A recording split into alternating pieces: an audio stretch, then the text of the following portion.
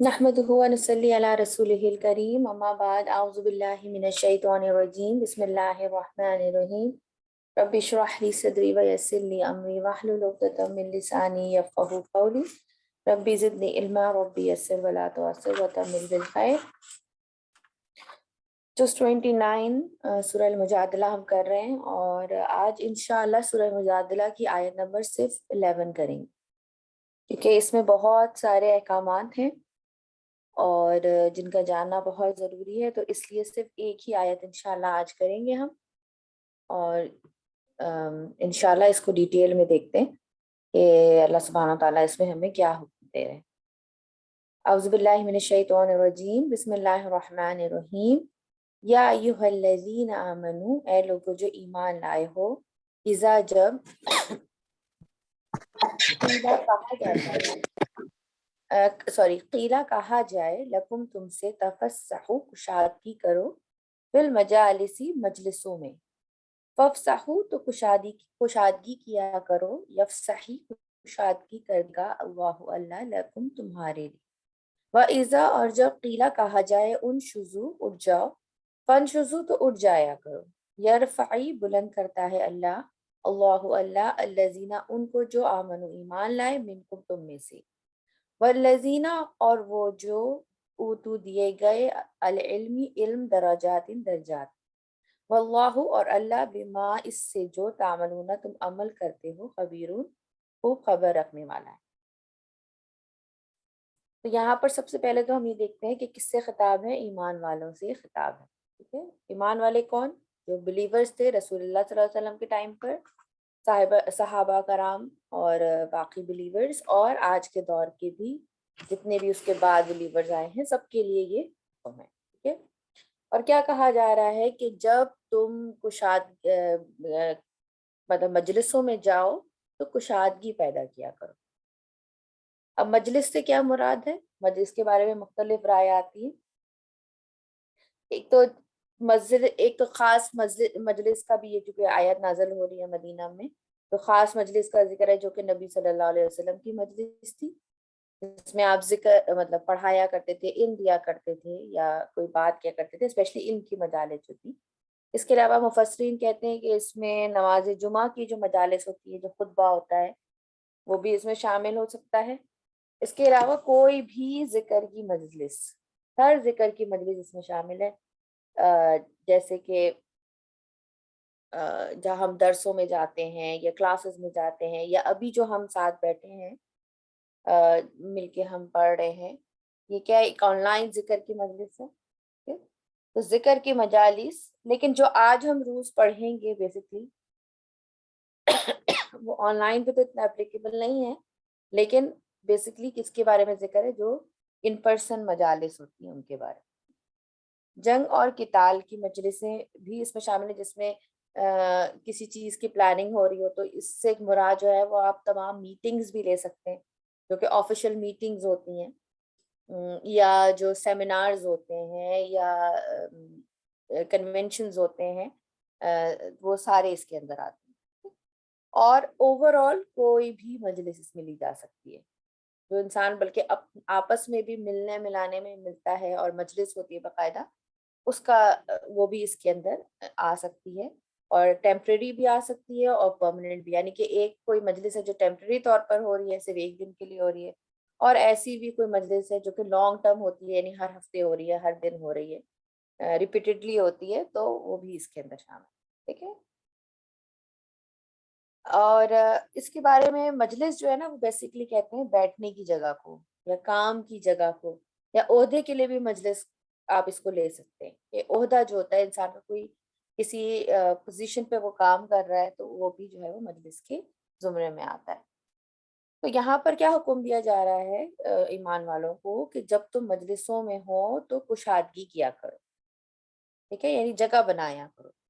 और इसमें सबसे पहला हुक्म तो ये निकलता है कि नबी सल्लल्लाहु अलैहि वसल्लम के दौर में जो सहाबा कराम थे, उनको बड़ा हिर्स होती थी इस बात की कि आप सल्लल्लाहु अलैहि वसल्लम के करीब बैठे।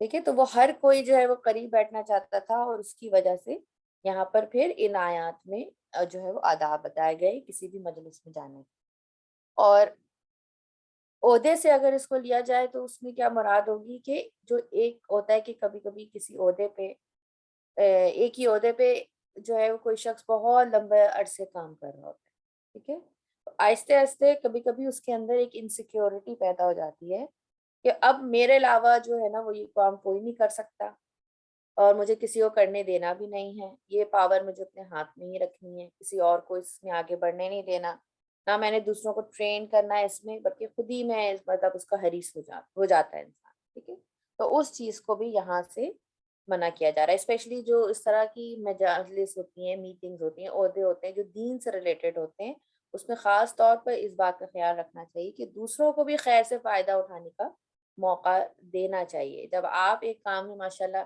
اچھے ہو گئے تب آپ کا کام ہے کہ آپ دوسروں کو بھی ٹرین کریں تاکہ وہ آپ کی جگہ لے سکیں۔ علم بانٹنے سے بڑھتا ہے، رائٹ؟ تو دوسروں کے لیے اپنے دل کو کشادہ کرنا بیسیکلی یہ چیز مراد ہے۔ اب میں آپ کو کچھ تھوڑے سے، یہاں چونکہ مجلس کا ذکر ہے تو مجلس کے آداب کے بارے میں ذکر کروں گی۔ کچھ مجلس کے آداب ہے جو ہمیں رسول اللہ صلی اللہ علیہ وسلم کے طرز عمل سے، ان کی احادیث سے اور ان کی زندگی سے ہمیں مختلف مواقع پہ سکھائے گئے ہیں۔ کچھ کے احادیث میں کوٹ کروں گی اور کچھ کی میں نہیں کیونکہ ہر واقعے کے بارے میں نوٹ ڈاؤن کرنا اور کلاس میں اس کا ذکر کرنا اٹس ناٹ ایزی، کیونکہ بہت لمبی ہو جائے گی کلاس، تو میں نے صرف آپ لوگوں کے لیے مین پوائنٹس جو ہیں وہ انشاءاللہ نوٹ ڈاؤن کیے ہیں اور اسی کو ہم یہاں پر انشاءاللہ ڈسکس کر لیں گے، ورنہ یہ تمام جو ابھی میں آپ کو مزید پوائنٹس بتانے والی ہوں یہ سارے جو ہے وہ رسول اللہ کی احادیث، ان کے طرز عمل سے ثابت ہیں، ٹھیک ہے۔ تو آپ صلی اللہ علیہ وسلم نے سب سے پہلے کیا بتایا کہ مجلس میں آگے بیٹھنے کی حرص رکھنی چاہیے، ہمیشہ کیا حرص ہونی چاہیے انسان کو کہ میں آگے سے آگے اسپیکر کے قریب سے قریب بیٹھوں، ٹھیک ہے۔ اس کا اسی طرح جو جمعے، کیونکہ میں نے آپ کو بتایا کہ مجلس سے مراد نماز جمعہ کی خطبہ اور اس کی مجالس جو دینی ہوتی ہیں وہ بھی مراد ہیں، تو اس میں بھی آپ دیکھیں کہ اس میں کیا ذکر مطلب ہے کہ نماز کے جو جمعے کے خطبے میں جاؤ تو جو قریب بیٹھتا ہے، جو پہلے سے جاتا ہے، اس کا اجر زیادہ ہے۔ ایک حدیث میں آتا ہے، میں مفہوم بیان کر رہی ہوں کہ رسول اللہ صلی اللہ علیہ وسلم کی ایک مجلس تھی، آپ درس دے رہے تھے، اس میں پڑھا رہے تھے، تو 3 شخص جو ہے وہ آئے، ٹھیک ہے، تو ایک نے جو ہے وہ آگے آنے کی کوشش کی اور اللہ نے اس کے لیے جگہ بنا دی، وہ آگے بیٹھ گیا۔ دوسرے کو جہاں جگہ ملی وہ وہاں بیٹھ گیا، اس نے آگے آنے کی کوشش نہیں، اس کو جہاں جگہ ملی وہ وہیں بیٹھ گیا، اور تیسرا جو تھا وہ واپس لوٹ گیا، اس نے دیکھا کہ نہیں کافی بھری ہوئی ہے مجلس تو اب میں کیا کوشش کروں، وہ واپس ہی پلٹ گیا۔ تو آپ صلی اللہ علیہ وسلم نے خطبے سے فارغ ہو کر کیا فرمایا کہ کیا میں تمہیں ان تینوں کا حال نہ بتاؤں کہ کیا ان تینوں کا کیا حال ہے، جو بھی 3 لوگ آئے اس طرح سے ان کا کیا حال ہے۔ پہلے والے کے بارے میں آپ صلی اللہ علیہ وسلم نے فرمایا کہ یہ اللہ کی طرف بڑھا، اس نے کوشش کی آگے آنے کی، آگے انٹرسٹ شو کیا محفل میں، اللہ کی طرف بڑھا تو اللہ نے اس کے لیے جگہ بنا دی۔ دوسرے نے شرم کی، دوسرا کون تھا؟ جس کو جہاں جگہ ملی اس نے کوئی ایفرٹ نہیں لگائی، جہاں اس کو جگہ ملی وہ وہیں بیٹھ گیا، نہ اس نے کچھ دیکھنے کی کوشش کی کہ شاید مجھے آگے جگہ مل جائے، تو دوسرے نے شرم کی، اللہ نے بھی اس کے ساتھ شرم کی، اللہ نے اس کو وہیں بیٹھنے کی توفیق دے دی۔ جو جتنی زیادہ ایفرٹ لگائے گا، یہ چیز اس حدیث سے ہمیں پتہ چل رہی ہے کہ جو جتنی زیادہ ایفرٹ لگائے گا اللہ تعالیٰ بھی اس کو اتنا ہی ریٹرن میں دیتا ہے۔ ایک انسان ہے جو کم ایفرٹ لگا رہا ہے، وہ چاہے کہ اس کو ریٹرن ویسا ملے جو کہ زیادہ ایفرٹ لگانے والوں کا ہے، ایسا نہیں ہو۔ اور تیسرے کے بارے میں آتا ہے کہ اس نے چونکہ منہ موڑا تو اللہ تعالیٰ نے بھی اس سے منہ موڑ لیا، اور خیر کی محفل سے اگر کوئی منہ موڑ کر چلا جاتا ہے تو اس سے بڑی جو ہے بدنصیبی اور کیا ہوگا کہ اللہ تعالیٰ نے آپ کو موقع دیا اور آپ نے اس سے منہ موڑ لیا۔ اسی لیے اس کے بارے میں آتا ہے، مفسرین یہ کہتے ہیں کہ اگر کبھی موقع مل رہا ہو نیکیوں کا اس کو چھوڑنا نہیں چاہیے۔ کیوں چھوڑنا نہیں چاہیے؟ کیونکہ آپ کو نہیں پتا کہ آگے پھر آپ کو ایسے مواقع ملے نہ ملے، تو اویل کرنا چاہیے اگر آپ اس کر سکتے ہیں، تو اگر آپ کے اندر کیپیسٹی ہے تو آپ کو ضرور اویل کرنا چاہیے۔ اس کے بعد دوسرا ہمیں کیا آداب بتائے گئے اس مجلس کے کہ اگر آگے جگہ نہ ہو، ٹھیک ہے، فرض کرے جو فل ہو چکی ہے جگہ، تو جہاں جگہ ملے وہاں بیٹھ جائیں، ٹھیک ہے، جہاں جگہ ملے وہاں پہ پھر بیٹھ جانا۔ اس کے بعد مجلس میں کھلی جگہ پہ بیٹھنا چاہیے، یعنی یہ آپ کو پتہ ہے کہ اب ساری مجلس اس میں شامل ہیں، یہ ساری مجلسوں کے لیے آداب ہے جو ہم عام بھی گیدرنگس میں ملتے ہیں اور مجلس جماتے ہیں، یہ سب اس کے اندر آتی ہیں. ٹھیک ہے، یعنی فرض کریں کہ آپ اندر آئے ہیں اور جگہ کافی ہے، ٹھیک ہے، لیکن گھس گھس کے بیٹھنا کی پھر کوشش کرنا، حالانکہ جگہ بھی کافی ہے، ٹھیک ہے، کھلا کھلا نہ بیٹھنا یہ پسندیدہ نہیں. کیونکہ ہو سکتا ہے کہ آپ جا کے دو لوگ ہیں ان کے درمیان جا کے آپ بیٹھ گئے یا ان کے برابر میں بیٹھ گئے اور جگہ کھلی، ہو سکتا ہے کوئی فزیکلی اتنا قریب نہ بیٹھنا چاہتا ہو.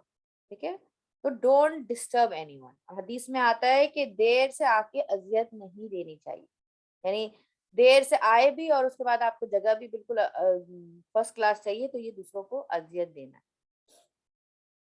اور کیا بتایا گیا ہمیں آداب میں، اگر مجلس جاری ہو تو معزز شخص کو دیکھ کر کھڑا نہیں ہونا چاہیے.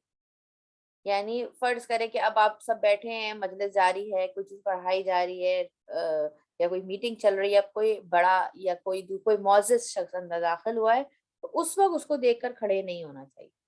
تاکہ کیا ہوتا ہے کہ ایک ہلتا ہے تو سارے لوگ ڈسٹرب ہو جاتے ہیں، آپ کا کانسنٹریشن ڈائیورٹ ہو جاتا ہے، تو اس وقت میٹنگ کا یا اس مجلس کا جو ٹاپک ہے اس کا لحاظ کرنا چاہیے. اس کے بعد ہمیں بتایا گیا کہ راستے میں نہیں بیٹھنا چاہیے. راستے سے کیا مراد ہے؟ جیسے اب جگہ نہیں مل رہی، کوریڈور میں بیٹھ گئے، اب یہاں سے لوگوں کے گزرنے کی جگہ ہے، کسی کو جلدی نکلنا ہے شاید کلاس سے، کسی کو کوئی دیر سے آ رہا ہے، کہ کوئی بھی ریزن ہو سکتا ہے، راستے میں بیٹھنا نہیں چاہیے، یعنی بلاک نہیں کرنا چاہیے جو بھی ہے. اس کے بعد سرکل میں جیسے حلقہ ہوتا ہے نا، حلقہ بنایا ہوا ہوتا ہے، اس میں کیا ہوتا ہے، سرکل ہوتا ہے، حلقہ ہوتا ہے، تو اس میں جا کے فرض کریں سرکل بنا ہوا ہے، حلقہ بنا ہوا ہے، آپ جا کے اس کے بیچ میں بیٹھ جائیں تو وہ بھی ناپسندیدہ ہے، اس میں بھی بیٹھنا نہیں چاہیے اس طرح سے. اچھا، اور اگر اس طرح کی جیسے اسپیشلی کلاسز کے لیے آتا ہے، ٹھیک ہے، اس میں جیسے اجتماعی طور پر کوئی مجلس ہو رہی ہے تو اس میں ٹولی بنا بنا کر نہیں بیٹھنا چاہیے، بلکہ کیسے بیٹھنا چاہیے، صرف جو ہے نا روز میں جو ہے وہ بیٹھنا چاہیے تاکہ ایک ڈسپلن قائم ہو.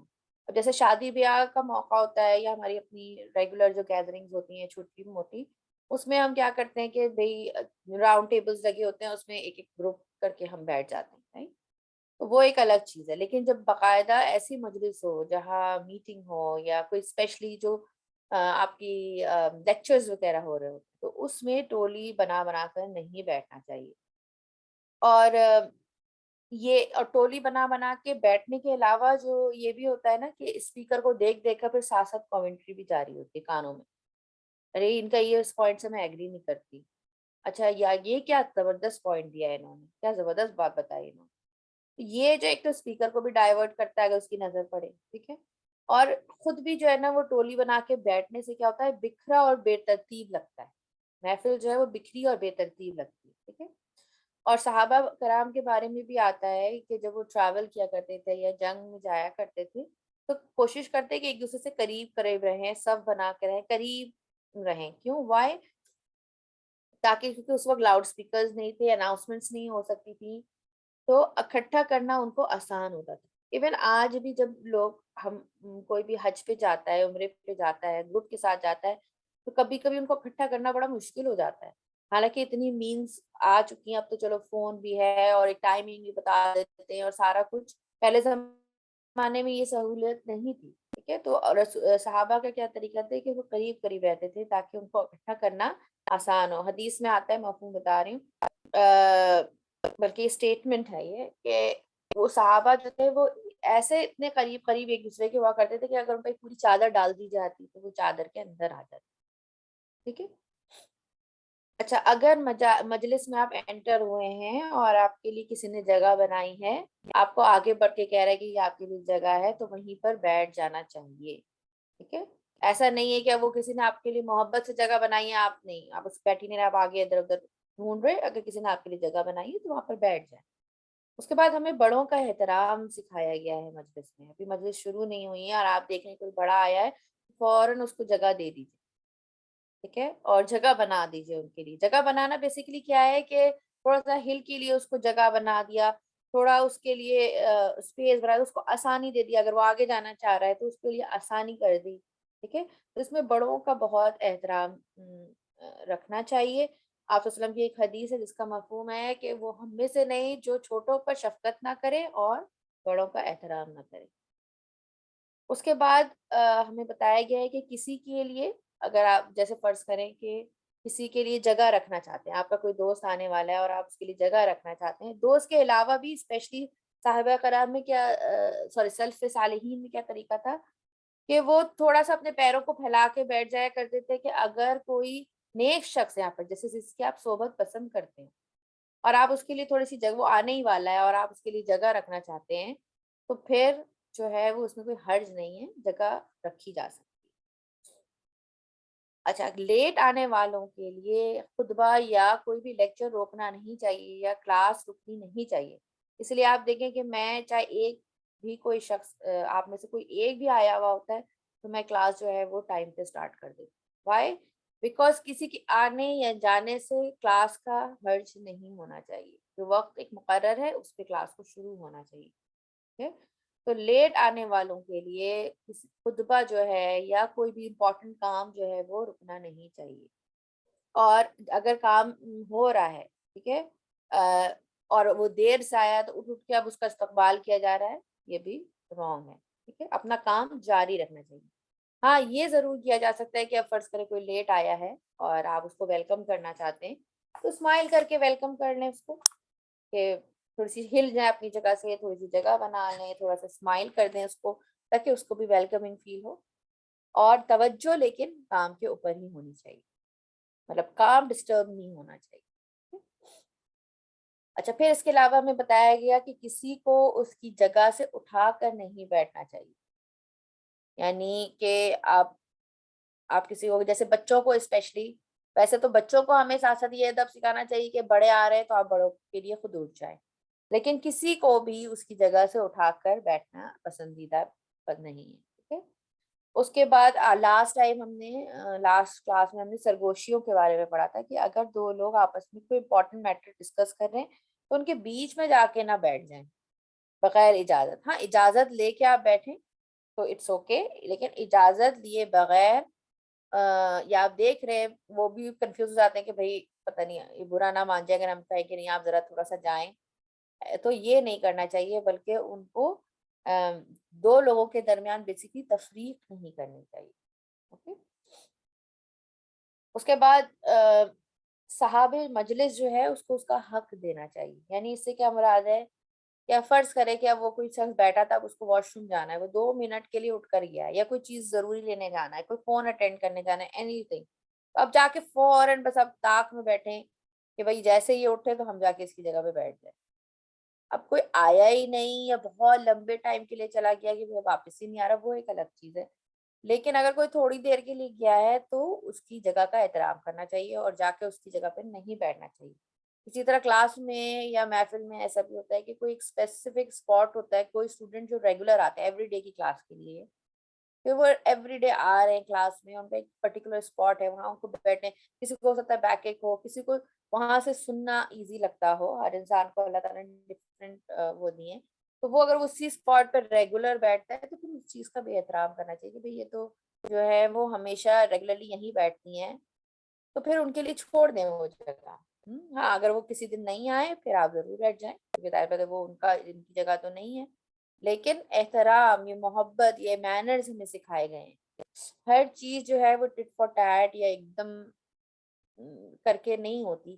ایک دوسرے کے لیے کشادگی پیدا کرنے کا حکم دیا جا رہا ہے کہ تھوڑی اپنے حقوق میں بھی اگر کمی کرنی پڑ جائے تو اٹس اوکے. اس کے بعد ساتھی کا بھی احترام کرنا چاہیے. یعنی آپ کے برابر میں جو با کے بیٹھا ہوا ہے شخص اس کا بھی خیال کرنا چاہیے کہ بھئی اس کو میرے بیٹھنے سے کوئی تکلیف تو نہیں ہو رہی، اس کو بھی صحیح سے آواز آ رہی ہے، اس کو بھی سمجھ میں آ رہا ہے، تھوڑا اس کے پاس بھی اتنی جگہ ہے کہ یہ اپنا سامان رکھ سکے. یعنی ساتھی کا بھی احترام کرنا چاہیے، اس کی بھی پسند ناپسند کا خیال کرنا چاہیے، اس کے لیے بھی سہولت پیدا کرنی چاہیے. ٹھیک ہے. اس کے بعد ہمیں یہ بھی بتایا گیا ہے کہ گردن پھلانگ پھلانگ کر آگے بڑھنے کی کوشش نہ کریں.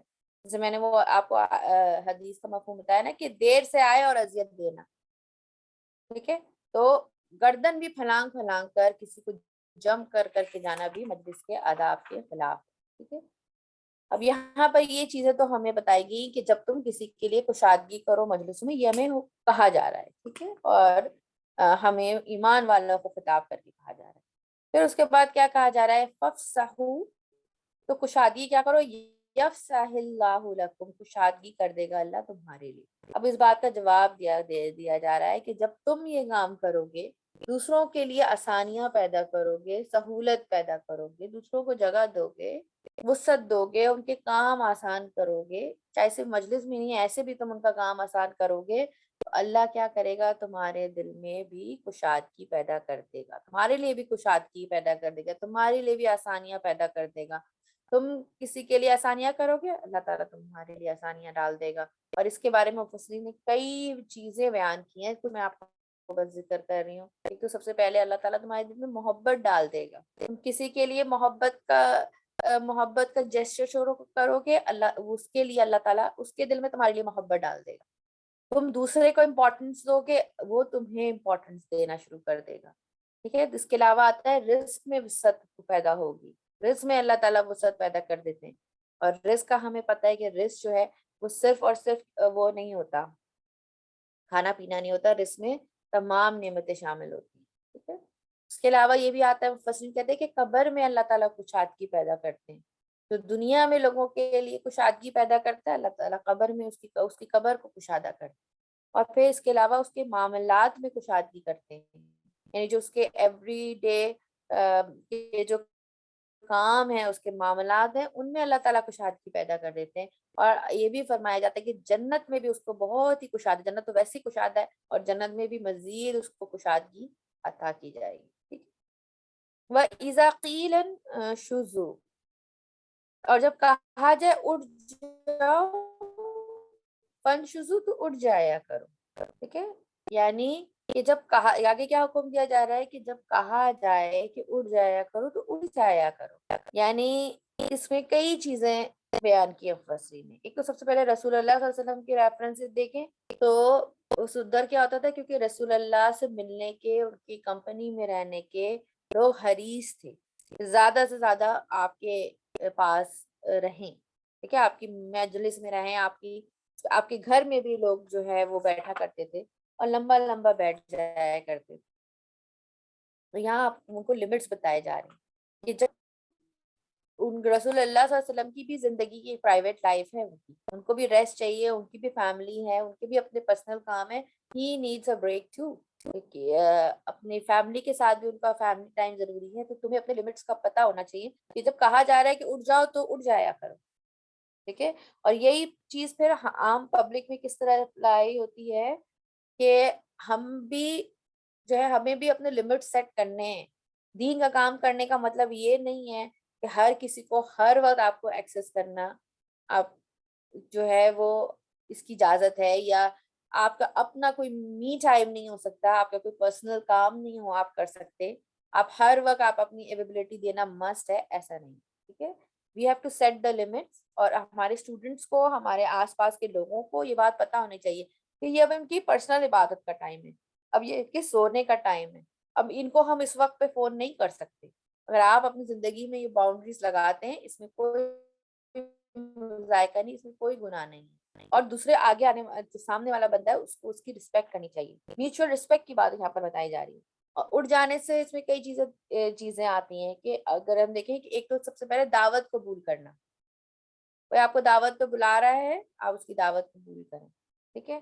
اس کے بعد کسی کام کے لیے اگر کہا جا رہا ہے اٹھ جاؤ، یہ کام کر کے آؤ، تو اٹھ جانا چاہیے، وہ کام کر دینا چاہیے آگے بڑھ کے۔ اس کے بعد حسن بصری کا قول یہ ہے کہ جنگ مراد ہے اس سے، کہ اگر جنگ کے لیے بلایا جا رہا ہے تو اپنے سارے کام کاج چھوڑ کے آ جاؤ، وہ زیادہ امپورٹنٹ ہے۔ اس کے بعد خیر کی طرف کوئی بھی نیکی کا کام ہے، جیسے میں نے آپ کو بتایا ہے کہ اپورچونیٹیز کبھی کبھی بیچ بیچ میں ملتی ہیں، ان کو سمجھ کے اویل کرنا چاہیے، سستی نہیں کرنی چاہیے کہ کیا پتہ اللہ پھر آپ کو بعد میں موقع دے یا نہ دے۔ تو جب تمہیں خیر کی طرف کا، کیونکہ یہاں پر جو یہ ہے نا انشزو اٹھ جاؤ، اس کے دو معنی لیے گئے، ایک تو یہ کہ اٹھ جانا، اور ایک ارتفاعو کے معنی پہ بھی ہے۔ ارتفاعو کا مطلب ہوتا ہے کہ اوپر اٹھ جانا، کھڑے ہو جانا، بلند ہو جانا، ٹھیک ہے، اس معنوں میں ہوتا ہے۔ تو یہ ساری چیزیں اس میں آتی ہیں کہ خیر کی طرف تمہیں بلایا جا رہا ہے، اٹھ جاؤ، خیر کی طرف چلے جاؤ. اس کے بعد نماز کے بعد، اذان کے بعد نماز کے لیے یہ بھی مراد دیا گیا ہے کہ اذان کے بعد نماز کے لیے فوراً اٹھ جاؤ.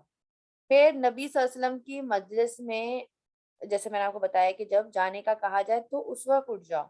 اور تیسری جو جو اور مزید جو بہت ہی امپورٹنٹ بات جو ہم سب کے لیے وہ یہ ہے، جو مفسرین کہتے ہیں کہ چھوٹی چھوٹی فضول باتوں سے اوپر اٹھ جاؤ. یعنی اس نے یہ کہہ دیا، جو پیٹی ایشوز ہوتے ہیں نا کہ اس نے یہ کہہ دیا، اس نے یہ کہہ دیا، یہ فضول باتیں جسے وہ کہتے ہیں، ان سے اوپر اٹھ جاؤ. تمہارے پاس ان چیزوں کا وقت نہیں ہونا چاہیے. اور جب تم کرو گے تو اللہ تعالیٰ کیا کرے گا؟ یرفع اللہ، بلند کرتا ہے اللہ، تمہیں بلند کر دے گا، تمہارے درجات بلند کر دے گا.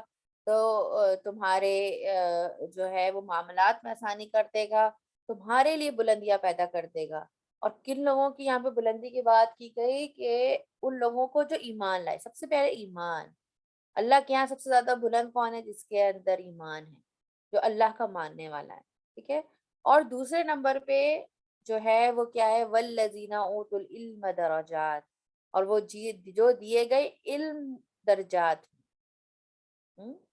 یعنی پہلے ایمان اور ایمان کے بعد علم. علم والوں کے درجے اللہ تعالیٰ نے بہت بلند رکھے. اور یہاں پر ایمان کا کیوں ذکر کیا گیا اسپیسیفک؟ جب یا ایھا الذین آمنوا سے بات شروع ہو گئی تھی تو دوبارہ پھر ایمان کا ذکر کیوں کیا گیا؟ ہم یہ سوچ سکتے ہیں نا. تو آپ یہ ذہن میں لائیے کہ یہ مدنی صورت ہے. ٹھیک ہے. اور مدنی جو صورت ہوتی ہیں اس میں صرف ایمان والے موجود نہیں تھی رسول اللہ صلی اللہ علیہ وسلم کی محفل میں، منافقین بھی آیا کرتے تھے. تو یہاں پر ان کو بیسکلی ایک طرح سے ٹارگٹ کیا گیا ہے کہ سب سے پہلا کام تو ایمان لانا ہے. درجات کی بلندی چاہتے ہو، اپنے آپ کو بلند رکھنا چاہتے ہو دنیا اور آخرت میں، سب سے پہلے ایمان لے کر آؤ. ٹھیک ہے. تو ان کو انڈائریکٹ وے میں بیسکلی کہا جا رہا ہے. اور پھر ساتھ میں کیا بتایا جا رہا ہے کہ جتنا علم ہوگا اتنی زیادہ بلندیاں ہوں گی. اور کہا جاتا ہے کہ ایمان کے بعد سب سے زیادہ اگر کوئی چیز درجات بلند کرنے والی ہے تو وہ علم ہے. اور ہمیں اس آیت سے بھی یہی بات پتہ چل رہی ہے. اور علم سے یہاں پہ مراد یہ نہیں ہے کہ آپ سرٹیفکیٹ پہ سرٹیفکیٹ حاصل کیے جا رہے ہیں، کورسز پہ کورسز کر رہے ہیں تو آپ علم میں بہت آگے نہیں، یہ بات مراد نہیں ہے. ٹھیک ہے. علم کا حاصل کرنے کے لیے ضروری نہیں کہ سرٹیفکیٹ ہو، جاننا صحیح چیزوں کا وہ ہے علم.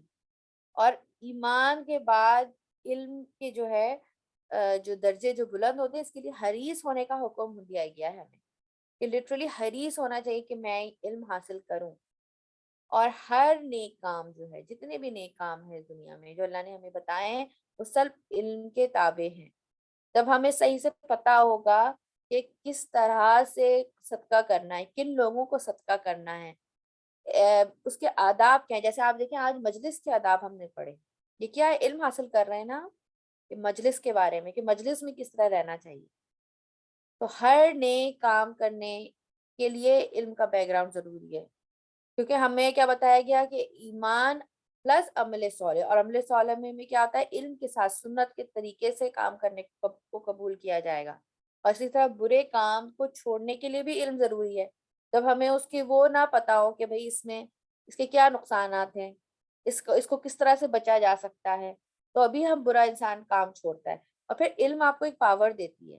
ہم ہر ہفتے اس کلاس میں آتے ہیں، ہمیں ایک بوسٹ ملتا ہے کہ ہاں یہ سب باتیں ہمیں سب پہلے سے پتہ ہے. مجلس کے آداب تو ہمیں پہلے سے پتہ ہے نا، کہ ہمارے بچپن سے ہمیں سکھایا جاتا ہے کہ مجلس میں کس طرح بیہیو کرنا ہے.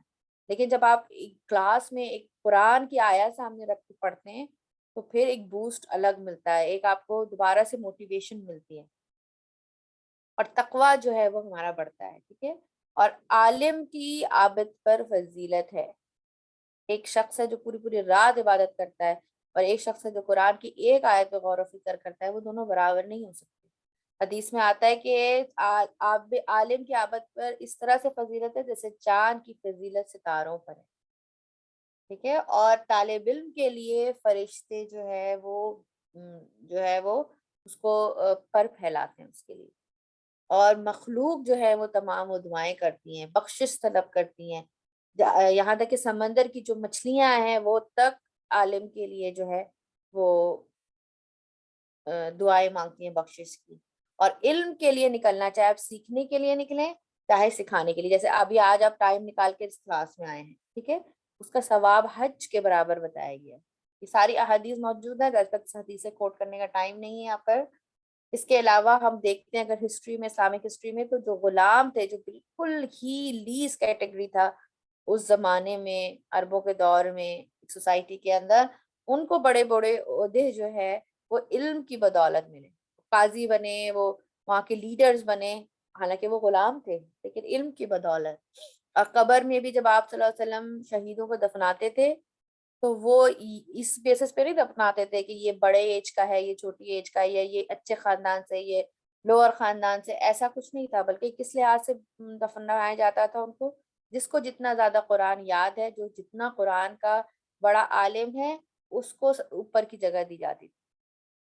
یعنی قبر میں بھی آپ صلی اللہ علیہ وسلم جو ہے وہ قرآن کی وجہ سے فضیلت ملتی تھی. اسی طرح جماعت کے لیے ہے کہ نماز کی جو جماعت ہے وہ علم کی بنیاد پر ہے، چاہے وہ چھوٹا بچہ ہی کیوں نہ ہو. وہ بھی جو ہے وہ آپ کا وہ ہو سکتا ہے نماز لیڈ کرنے والا، ٹھیک ہے.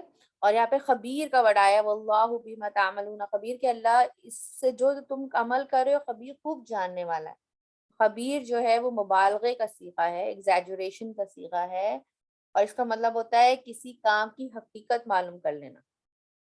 ٹھیک ہے، یعنی ایسا شخص خبیر کیا ہے جو کہ کسی کام کی حقیقت جانتا ہو، کسی کام کی خبر اپنی علم کے وجہ سے جانتا ہو، یہ بھی اس کے اندر آتا ہے.